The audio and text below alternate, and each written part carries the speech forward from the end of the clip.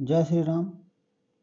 सभी स्टूडेंट्स का आपके अपने YouTube channel the career point Amroha में दिल से स्वागत है।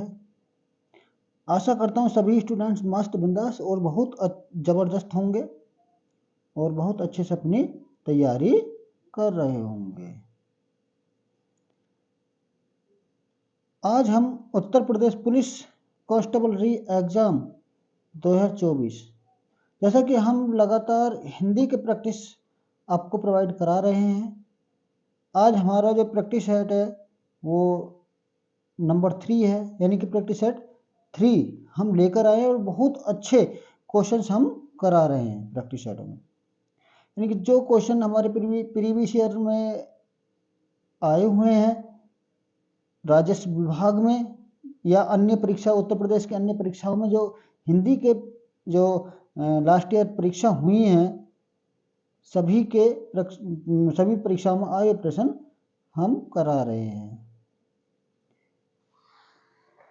सभी स्टूडेंट्स अच्छे से पढ़ें और भाई हम सभी को अपने चैनल के माध्यम से आपको गवर्नमेंट जॉब से रिलेटिव अच्छी जो जानकारियाँ होती हैं, अपडेट होती हैं, आपको हम टाइम टू टाइम अपडेट करते रहते हैं।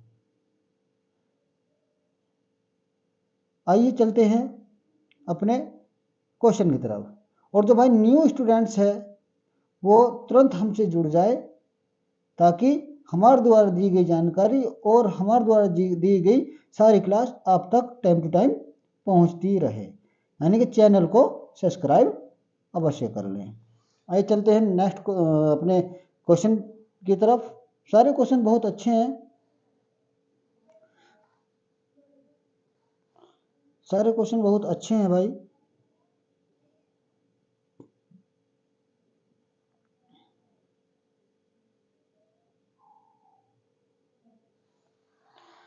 क्वेश्चन नंबर 1, निम्नलिखित में से कौन सा शब्द तत्सम है?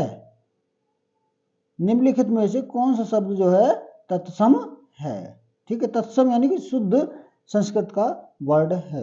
ठीक है, ऑप्शन नंबर 1 अग्र है, ऑप्शन बी आग, ऑप्शन सी आज, ऑप्शन डी आंख। तो भैया जो संस्कृत का वर्ड है वो हमें बताना है। ठीक है, ऑप्शन नंबर ए अग्र। ठीक है, ऑप्शन नंबर ए अग्र। क्या अग्र हो सकता है? ऑप्शन बी आग। भाई आग जो है ये तत्सम नहीं है। आग शब्द जो है ये क्या तत्सम नहीं है, ये तद्भव है। और आज भी क्या भैया ये भी तद्भव है। ठीक है, ये भी तत्सम नहीं है। और आंख ये भी नहीं है। यानी कि तीनों ही ऑप्शन ये गलत हैं। तब भैया जो अग्र है, अग्र ये तत्सम रूप है, ये शुद्ध संस्कृत वर्ड है अग्र। ठीक है, यानी कि ऑप्शन नंबर ए इस क्वेश्चन का क्या हुआ? राइट आंसर हुआ। ठीक है, नेक्स्ट क्वेश्चन तरफ चलेंगे। भैया क्वेश्चन सभी इंपोर्टेंट है, बहुत अच्छे से आप पढ़ते हुए चलें। ठीक है, सारे क्वेश्चन आए हुए हैं विभिन्न परीक्षाओं में और भाई उत्तर प्रदेश पुलिस में इस तरह के क्वेश्चन पूछे जाते हैं। कंजूसी से धन व्यय करने वाला, कंजूसी से धन व्यय करने वाला के लिए एक शब्द जो है चुनना है, यानी एक शब्द हमें बताना है। यानी कि जो कंजूसी से धन को व्यय करता है, धन व्यय करता है, उसके लिए एक शब्द बताना। ठीक है, क्या है? ऑप्शन नंबर ए मितव्ययी। क्या वो मितव्ययी हो सकता है? ऑप्शन बी अल्पव्ययी। क्या वो अल्पव्ययी हो सकता है? कंजूसी से धन व्यय करने वाला, यानी कि जो कंजूसी है इससे धन व्यय करने वाला, इसके लिए हमें एक शब्द बताना है। ठीक है भाई, मितव्ययी ये भी नहीं है, मितव्ययी भी नहीं है, और अल्पव्ययी जो अल्पव्ययी है ये भी नहीं है। बात करें कृपण की, कृपण की, हाँ कृपण ये इसका सही आंसर है। ठीक है, option number C, option number C इसका सही आंसर है कृपण। ठीक है, कंजूसी से धन व्यय करने वाला क्या होता है भैया? कृपण होता है। ठीक है, नेक्स्ट क्वेश्चन। सभी क्वेश्चन बहुत अच्छे से पढ़ते हुए चलेंगे, ठीक है। और जो न्यू स्टूडेंट्स है वो तुरंत चैनल सब्सक्राइब अवश्य कर लें, क्योंकि यहाँ से दी गई जानकारी आप तक पहुँचती रहे। क्वेश्चन नंबर 3, पर्वत की तलहटी। पर्वत की तलहटी के लिए एक शब्द चुनना है, यानी कि जो पर्वत की तलहटी है उसके लिए एक शब्द हमें बताना है, ठीक है। ऑप्शन नंबर 1 घाटी। क्या घाटी होगी? क्या घाटी होगी? पर्वत की तलहटी, भाई घाटी नहीं होगी। घाटी का पर्वत की तलहटी से कोई लेना देना नहीं है। उपत्यका, ऑप्शन बी उपत्यका। क्या उपत्यका होगी? देखते हैं। ऑप्शन नंबर सी द्रोण। क्या द्रोण होगा? Option D basin. क्या बेसिन होगी? भाई ना तो द्रोण होगा और ना ही क्या बेसिन यहां पर होगी। तो अब क्या होगा? ऑप्शन नंबर बी इस क्वेश्चन का राइट आंसर है। क्या? उपत्यका। जो उपत्यका है ये इसका ही राइट आंसर है, पर्वत की तलहटी, ठीक है। नेक्स्ट क्वेश्चन तरफ लेंगे। बहुत अच्छे क्वेश्चन है भाई, सभी अच्छे से पढ़ते हुए चलेंगे, अपने नोट्स भी तैयार करते हुए यहाँ से चलेंगे, ठीक है। यहाँ से क्वेश्चन बनते हैं और बार बार क्वेश्चन भी पूछे जाते हैं, और ये सारे क्वेश्चन किसी न किसी एग्जाम में आपको अवश्य मिले हुए हैं। क्वेश्चन नंबर 4, अंबर पनघट में डुबो रही। अंबर पनघट में डुबो रही तारा घट उषा नगरी। तारा घट उषा नगरी में कौन सा अलंकार है? क्या बताना भैया इसमें? क्या कौन सा यहाँ पर क्या है? अलंकार है, ठीक है। क्या बताना? अलंकार बताना, ठीक है। ऑप्शन नंबर ए रूपक। क्या वो रूपक है? ऑप्शन बी उपमा। ऑप्शन सी अनुप्रास। ऑप्शन डी श्लेष। कौन सा यहाँ पर क्या अलंकार होगा? तो भाई मैं बता दूं आपको, ठीक है। क्या एक छोटी सी ट्रिक है और ये ट्रिक हमेशा कार्य करती है, ठीक। क्या जिस भी जो भाई जिस भी वाक्य में योजक चिन्ह का प्रयोग हो जाए, क्या योजक योजक जो चिन्ह होता है ना ये वाला, ठीक है, इसका जहां भी प्रयोग हो जाए, जिस भी वाक्य में प्रयोग हो जाए, जैसे कि ये है यहाँ पर तारा घट है, ठीक है, ये हो गया। अंबर और पनघट है, इनके बीच में योजक चिन्ह लगा रहा, इसका प्रयोग हो जाता है वहां पर भैया हमें कुछ नहीं करना, आंख मीच कर क्या रूपक अलंकार होता है, वहां पर रूपक अलंकार होता है, ठीक है। तब इस क्वेश्चन का भी ऑप्शन नंबर ए यानी कि रूपक ही राइट आंसर है, ठीक है। नेक्स्ट क्वेश्चन तरफ लेंगे। देशांतर में कौन सा समास है? समास बताना भाई, समास कौन सा समास है देशांतर में? देशांतर में कौन सा समास है? नंबर ए दिगु। क्या दिगु हो सकता है? भाई दिगु तो नहीं है, ठीक है। द्वंद्व, द्वंद्व भी नहीं है, देशांतर द्वंद्व भी नहीं है। बात करें कर्मधारय, हाँ जी हो सकता है, लेकिन चौथा ऑप्शन है बहुब्री, यानी कि कर्मधारय और बहुब्री में से एक होगा, ठीक है। क्या देशांतर, देशांतर, तब क्या होगा भैया? इसका स्पष्ट अर्थ निकल रहा है देशांतर, तब भैया क्या निकल रहा है? कर्मधारय। ऑप्शन नंबर सी इसका राइट आंसर है। क्या कर्मधारय? देशांतर में समास कौन सा है या कर्मधारय है, ठीक है। नेक्स्ट क्वेश्चन तक लेंगे। सभी स्टूडेंट्स बहुत अच्छे से पढ़ते हुए चलेंगे और अपने नोट्स भी यहाँ से तैयार करते हुए चलेंगे, और जो न्यू स्टूडेंट्स है भैया वो तुरंत हमसे जुड़ जाएं, यानी चैनल सब्सक्राइब अवश्य कर लें। नेक्स्ट क्वेश्चन है निम्नलिखित में से कौन सा तद्भव है? भैया तद्भव बताना है, तद्भव बताना है। क्या? अमित। ऑप्शन ए अमित, ऑप्शन बी उलूक, ऑप्शन सी स्टिका, ऑप्शन डी कुपुत्र। तद्भव बताना है, यानी संस्कृत वर्ड नहीं है, तब कौन सा है? कौन सा है?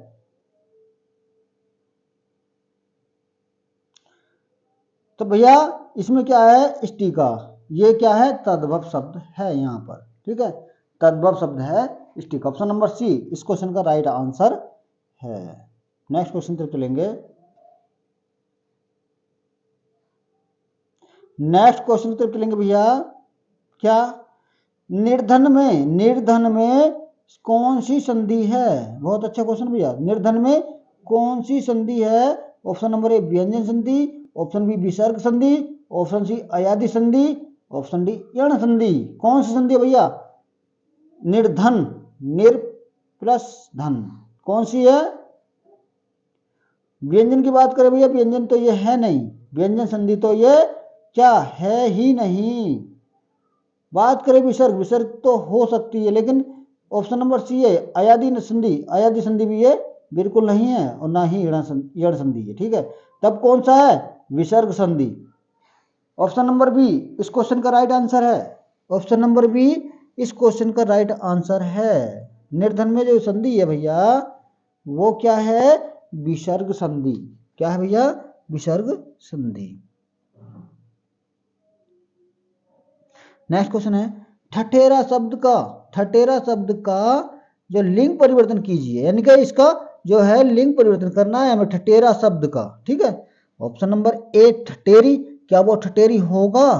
ठठेरी होगा, क्या वो ठठेरी होगा? ठठेरा, ठठेरी नहीं भाई, ठठेरी तो हो नहीं सकता।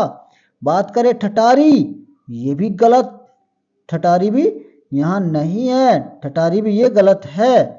ठटेरिन, ठटेरिन, ठटेरिन भाई ये भी क्या गलत है, और ये भी गलत है। तब भाई आप कहेंगे कि सर ये क्वेश्चन का आंसर कौन सा सही होगा? तो भाई यहां पर क्या है, थोड़ा सा क्या टाइपिंग मिस्टेक है। तब क्या बनेगा भैया? इसका राइट आंसर क्या बनेगा? क्या बनेगा? ठटेरिन। इसका जो राइट आंसर होगा वो होगा ठटेरिन। ठीक है, इसका राइट आंसर ठटेरिन होगा। ठीक है, नेक्स्ट क्वेश्चन तरफ चलेंगे। बहुत अच्छे क्वेश्चन है भाई, सभी क्वेश्चन ये आए हुए हैं प्रत्येक एग्जाम में। क्या है? करुण रस का स्थायी भाव क्या है? करुण रस का स्थायी भाव बताना है आपको। बहुत अच्छा क्वेश्चन है, और ये मैं कहता हूं कि भाई सभी को याद होगा लगभग लगभग। ठीक है भाई, न्यू स्टूडेंट्स हमसे जुड़ जाए तुरंत, और तुरंत चैनल सब्सक्राइब कर ले। यहाँ से रोज प्रतिदिन आपको हिंदी प्रैक्टिस सेट जो है एक क्लास आपको दी जा रही है, जो कि पूर्ववर्ती परीक्षाओं पर आधारित क्लास होती है। ठीक है, और आपको शायद कल या परसों से आपका टाइम टेबल हम शेड्यूल बना देंगे, क्योंकि भाई हम आपको रीजनिंग, हिंदी, मैथ और जीएस सारी क्लास हम से आपको देंगे। ठीक है, न्यू स्टूडेंट तुरंत हमें सब्सक्राइब कर ले।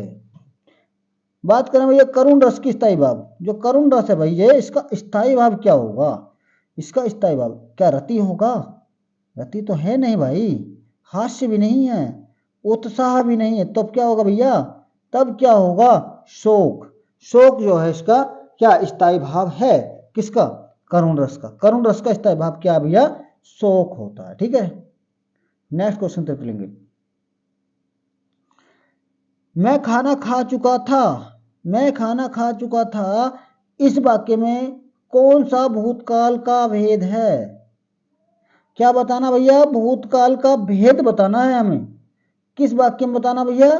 मैं खाना खा चुका था, क्या मैं खाना खा चुका था, इस वाक्य में हमें भूतकाल का भेद बताना। कौन सा भूतकाल का भेद है? ऑप्शन नंबर ए सामान्य भूतकाल, क्या वो सामान्य भूतकाल है?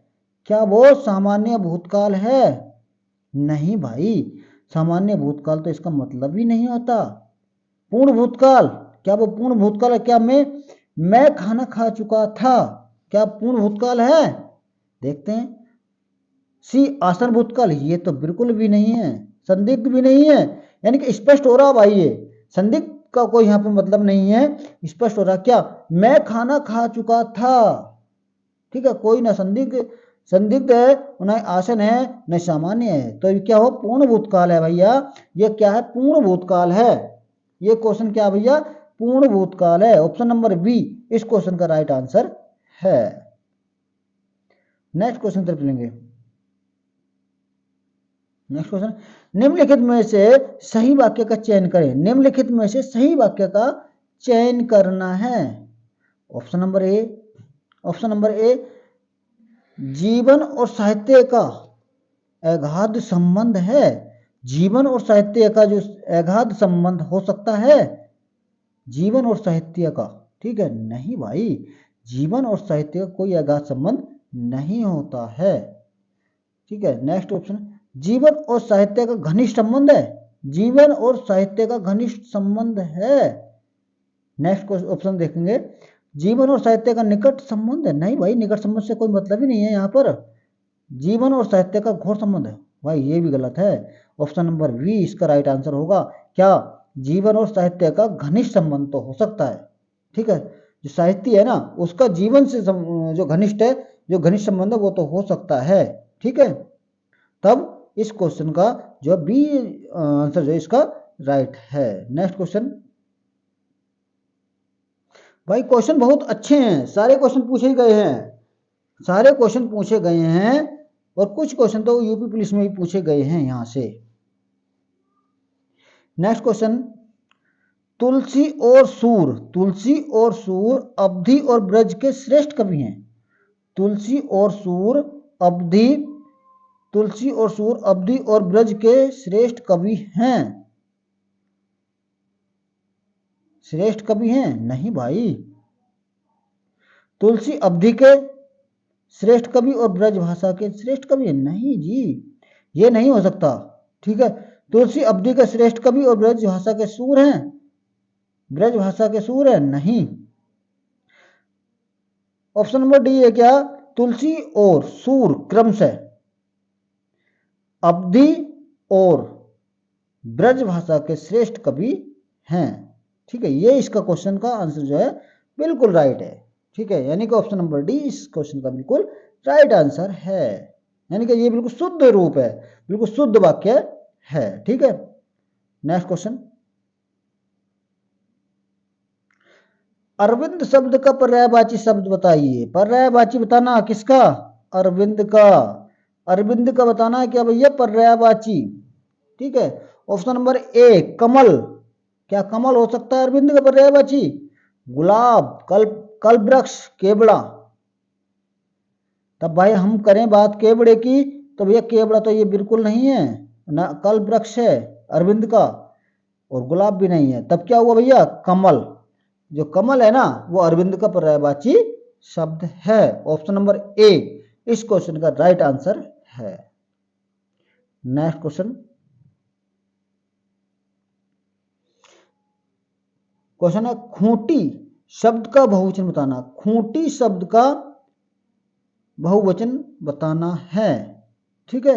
ऑप्शन ए खूंटियां, भाई खूंटियां, यहां पर अंक की बिंदी लगती है, चंद्रमा वाला अंक लगता है यहां पर, खूंटियां, ठीक है।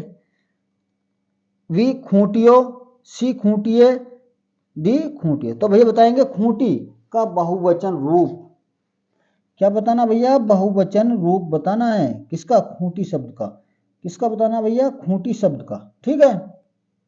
तब ये बात करें खूंटी, ये भी नहीं हो सकता, ये भी नहीं हो सकता, और ना ही ये हो सकता, तब कौन सा राइट होगा भाई, खूंटिया। ऑप्शन नंबर ए, ऑप्शन नंबर ए इस क्वेश्चन का राइट आंसर है, ठीक है।